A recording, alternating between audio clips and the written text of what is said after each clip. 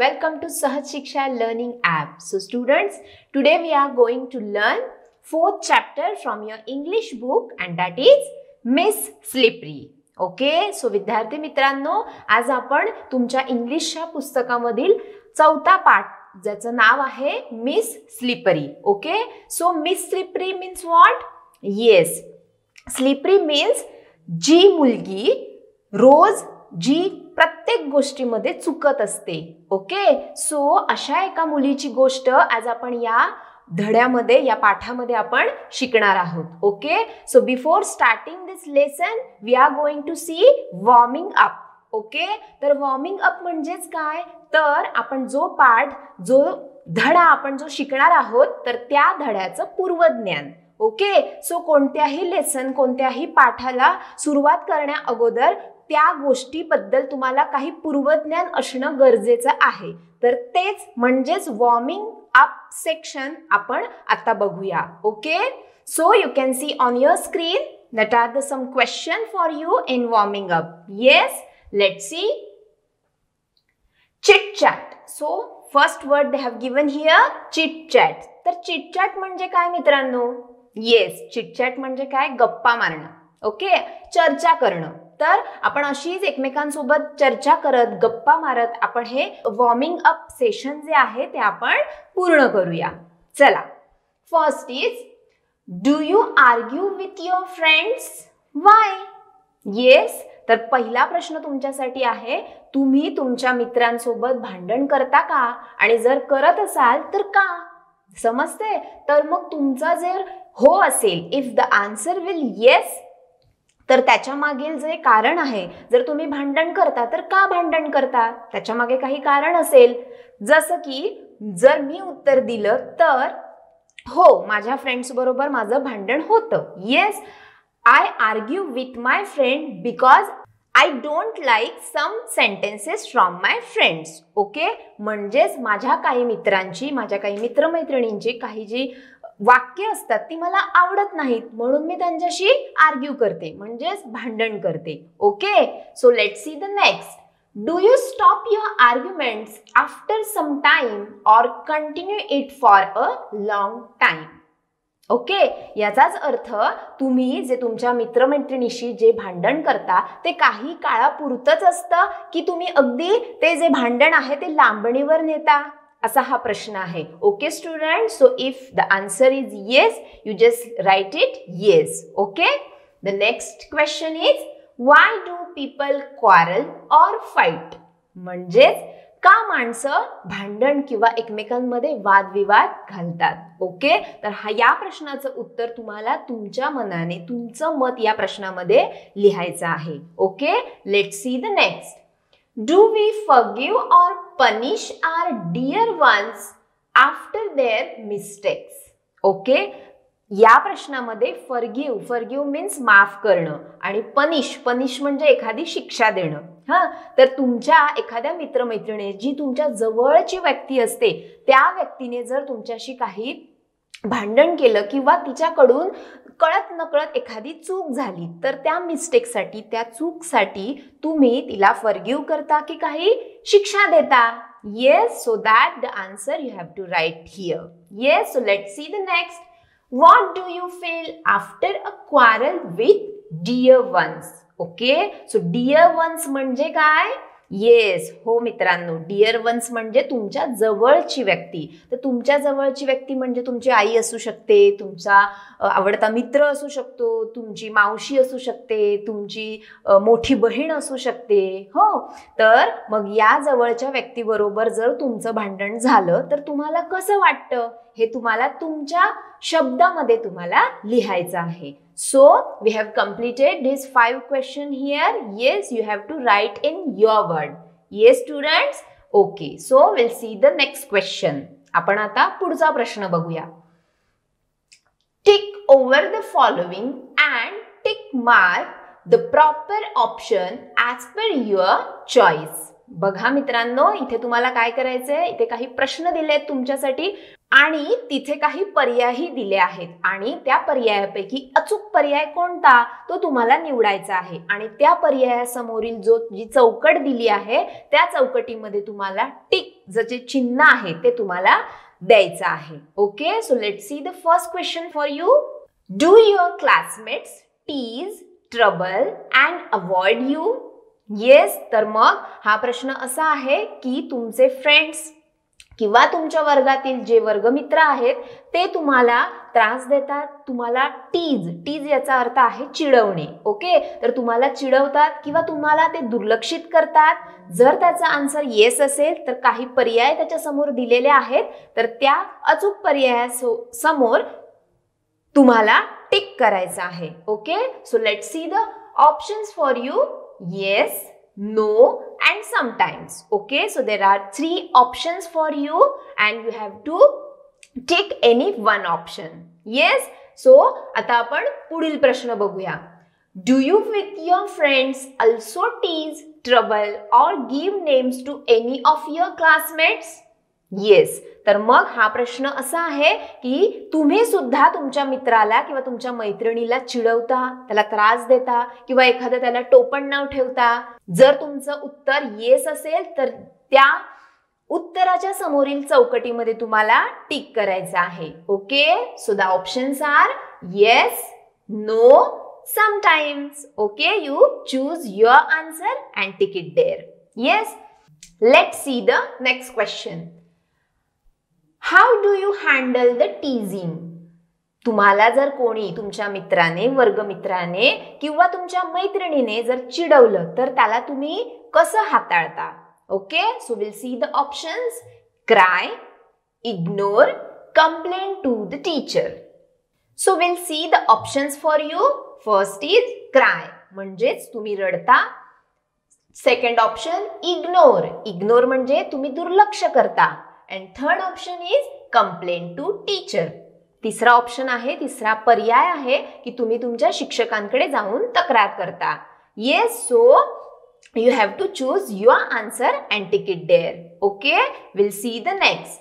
How do you handle yourself when punished in class?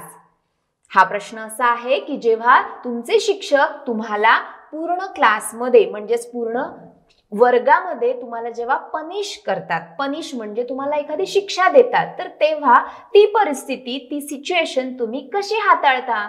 So the options are cry, म्हणजे तुम्ही रडता. Second is get angry, म्हणजे तुम्ही खूप रागवता. And the last is decide to change, म्हणजेच तुम्ही तुमची चूक मान्य करून ती सुधारण्याचा प्रयत्न करता. Yes, so you have to choose any one from it. Yes, and you have to tick it there. Let's see last question. What is the best way to react when others trouble, insult you? Okay, तर मग जर तुम्हाला कोणी त्रास दिला किंवा तुमचा अपमान केला तर तेव्हा तुम्हाला कशी प्रतिक्रिया द्यायला आवडेल? Yes, so आपण आता पर्याय बघूया. Take revenge. टेक रिवेंज म्हणजेच बदला घेणं, तुम्ही बदला घ्याल. Second option ignore them totally, तुम्ही दुर्लक्ष कराल. Third option is become depressed. Become depressed म्हणजेच तुम्ही खूप नाराज होऊन एका ठिकाणी बसाल त्याच गोष्टीचा विचार करत. Yes, and the last is none of them. या तिन्ही पर्यायापैकी एकही पर्याय नाही. Okay student, so now what you have to do? तर तुम्हाला काय करायचंय, या 4 ऑप्शन पैकी एक ऑप्शन तुम्हाला चूज करायचा आहे आणि त्याच्या समोरील दिलेल्या चौकटीमध्ये तुम्हाला टिक करायचं आहे. Yes, so do you understand? Good. Will see the second question. Rewrite using proper punctuation marks and capital letters. Okay, म्हणजेच तुम्हाला इथे काही वाक्य दिली आहेत, त्या वाक्यांमध्ये तुम्हाला जे काही उद्गारवाचक चिन्ह आहेत तसंच कॅपिटल लेटर्स आहेत ती तुम्हाला ऍड करायची आहेत. Yes, so will see the first sentence. Amar said I could not complete my geography homework. Okay students, so here the sentence written with Amar and they have written Amar's first letter small. Okay, but बघा मित्रांनो, आता जेव्हा आपण कोणत्याही वाक्याची सुरुवात English मध्ये करतो तेव्हा प्रत्येक वाक्याची सुरुवात ही कॅपिटल लेटरने नेहमी करायची असते, हे आपल्या सर्वांनाच माहिती आहे. जसं की प्रॉपर नाउन, अमर हे प्रॉपर नाउन आहे. प्रॉपर नाउन म्हणजे काय की मुख्य नाव. एखाद्या विद्यार्थ्याचं, एखाद्या व्यक्तीचं, एखाद्या पुस्तकाचं, तसेच एखाद्या जागेचं नाव जेव्हा आपण लिहितो तेव्हा त्या नावाचं पहिलं अक्षर नेहमी कॅपिटल लिहितो. सो इथे या वाक्यामध्ये अमर, अमर हे एका मुलाचं प्रॉपर नाउन आहे, म्हणजे त्याचं मुख्य नाव आहे. तर मग अमर लिहिताना आपण ए स्मॉल लिहायचा की कॅपिटल लिहायचा? Correct, very good. So we have to write Amar with the capital letter A. Yes, students. And next is Amar said, I could not complete my geography homework. Okay. So तो अमर जो मुलगा आहे तो म्हणाला, यानंतर तुम्हाला comma म्हणजेच स्वल्पविराम द्यायचा आहे आणि त्यानंतर जे वाक्य त्याच्या तोंडातून म्हणजेच हे त्याचे उद्गार आहेत. ओके, सो हे जे वाक्य आहे ते तुम्हाला सिंगल इन्व्हर्टेड कॉमा, येस तुम्हाला सिंगल इन्व्हर्टेड कॉमा मध्ये लिहायचं आहे. So you can see on your screen how I written the sentence. Amar said I capital. Yes, you have to write this sentence in a single inverted comma. Okay, I could not complete my geography homework. आणि जेव्हा आपण कोणतंही वाक्य पूर्ण करतो, संपवतो, तेव्हा आपण कोणतं चिन्ह देतो? Yes, correct, full stop. Yes, so म्हणजेच त्याला म्हणतात पूर्णविराम. Yes, so you have to write full stop when the full sentence is ended. Yes, and again you have to complete the single inverted comma. Yes, students, good. So we'll see the next sentence. Why did you go to Nagpur? Yes, तर हे वाक्य आपल्याला ऐकल्यावरच आपल्याला समजतं की हा प्रश्न आहे, हे वाक्य प्रश्नार्थक आहे. तर मग या वाक्याची सुरुवात इथे केलेली आहे small w. Yes, so we have to write here capital W. आपल्याला कोणत्याही वाक्याची सुरुवात ही कॅपिटल लेटरने करायची आहे. सो आपण इथे लिहूया W capital. What allowed? Why did you go to Nagpur? या वाक्यातलं शेवटचा शब्द आहे नागपूर आणि हे एका जागेचं नाव आहे, ठिकाणाचं नाव आहे. येस, हा एक जिल्हा आहे. तर मग कोणत्याही जिल्ह्याचं नाव, कोणत्याही देशाचं नाव, कोणत्याही राज्याचं नाव आपण जेव्हा लिहितो तेव्हा त्या शब्दाची सुरुवात, जे सुरुवातीचं अक्षर आहे ते आपण कॅपिटल मध्ये लिहितो. So will write here Nagpur starting with N capital. Okay student, so how we write this sentence? Why did you go to Nagpur? And this sentence we have to end up with question mark. का मित्रांनो आपण इथे question mark म्हणजेच प्रश्नचिन्ह देतोय? Yes, because this is yes प्रश्नार्थक वाक्य. So will see the next.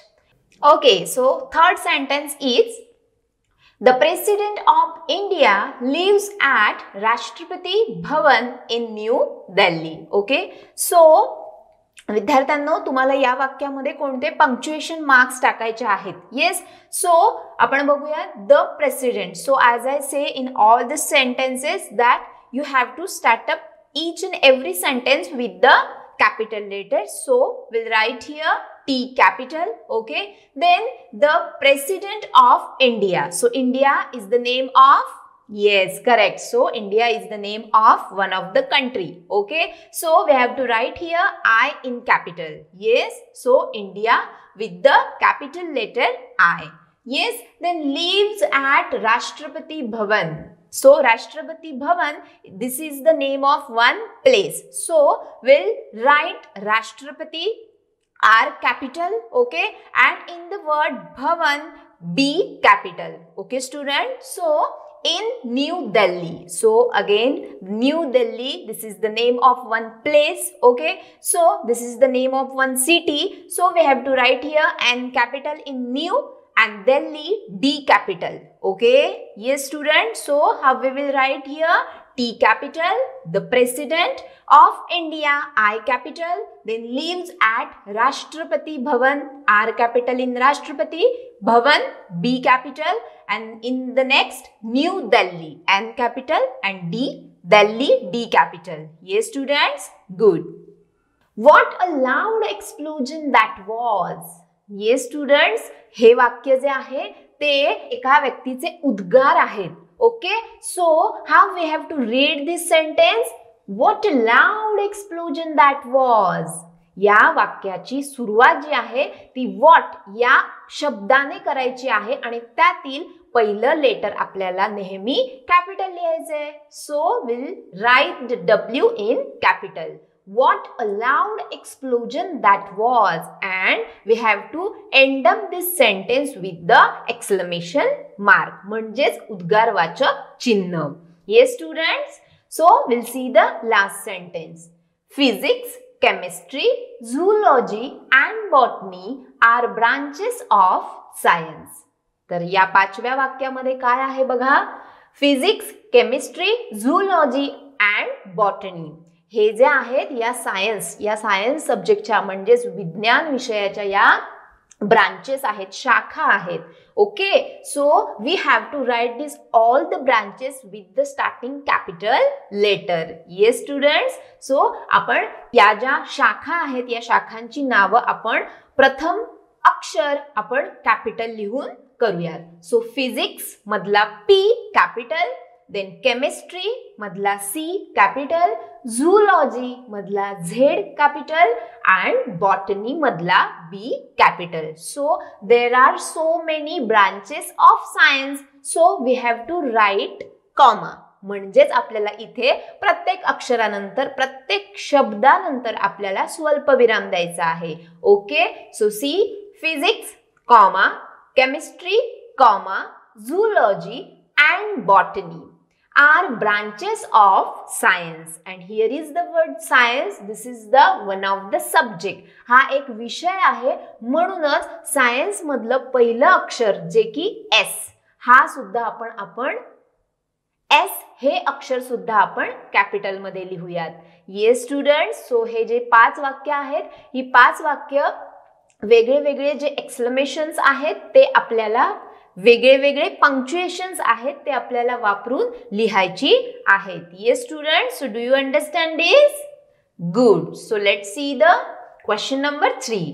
Right in your on word what according to you is the best way to get rid of the negative means bad quality in your friend. Okay students, म्हणजेच काय तर तुम्हाला या प्रश्नाचं उत्तर तुमच्या शब्दामध्ये लिहायचं आहे. कोणता प्रश्न तर तुमच्या मित्रामधल्या ज्या निगेटिव्ह थिंग्स आहेत म्हणजे ज्या वाईट गोष्टी आहेत त्या वाईट गोष्टींपासून टू गेट रीड म्हणजेच काय त्या वाईट गोष्टींपासून त्या तुमच्या मित्राची किंवा मैत्रिणीची सुटका करण्यासाठी तुम्ही काय प्रयत्न कराल.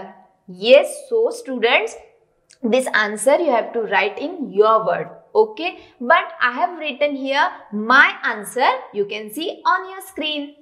I will give the different books to my friends which are based on good manners and good qualities. बघा मित्रांनो, मी माझ्या मित्राला त्याच्या वाईट गोष्टींपासून सुटका करून घेण्यासाठी काय मदत करेन. येस, तर मी माझ्या मित्राला खूप छान छान पुस्तकं वाचायला देईन जी पुस्तकं कशावर आधारित असतील. येस, चांगल्या सवयी, चांगले गुण यावर ती सर्व पुस्तकं आधारित असतील. अशी पुस्तकं मी माझ्या मित्राला वाईट गोष्टींपासून सुटका करून घेण्यासाठी मी त्याला वाचण्यास देईन. Yes, so books are best friends. बघा, तर पुस्तकं ही आपली नेहमीच बेस्ट फ्रेंड्स असतात. बेस्ट फ्रेंड्स म्हणजे आपले चांगले मित्र असतात, कारण सर्व पुस्तकांमधून आपण चांगल्या चांगल्या गोष्टी शिकतो. आपण जेव्हा ग्रंथालयांमध्ये जातो, जेव्हा आपण भरपूर पुस्तकं वाचतो, तेव्हा या सर्व पुस्तकांमधून आपण चांगल्या गोष्टी, चांगले गुण, चांगल्या सवयी आपल्या मनामध्ये उतरतात आणि तशा प्रकारे आपण आचरण करायला लागतो. Yes, so it will help to my friend to get rid of a negative quality in he. Okay, so बघा, म्हणजेच ही जी चांगली पुस्तकं आहेत ती नक्कीच माझ्या मित्राला त्याच्या वाईट गुणांपासून सुटका करून घेण्यासाठी मदत करतील. सो अशाच प्रकारे तुम्ही सुद्धा तुमच्या मित्राच्या ज्या काही वाईट सवयी आहेत त्या दूर जाण्यासाठी तुम्ही कशा प्रकारे प्रयत्न कराल तेच तुम्हाला या उत्तरामध्ये लिहायचं आहे. Okay students, so we have completed this warming up section. Yes, I explained all the answer how you have to write in your notebook. Yes students, good. So we'll see the actual lesson, and that is the name is Miss Slippery.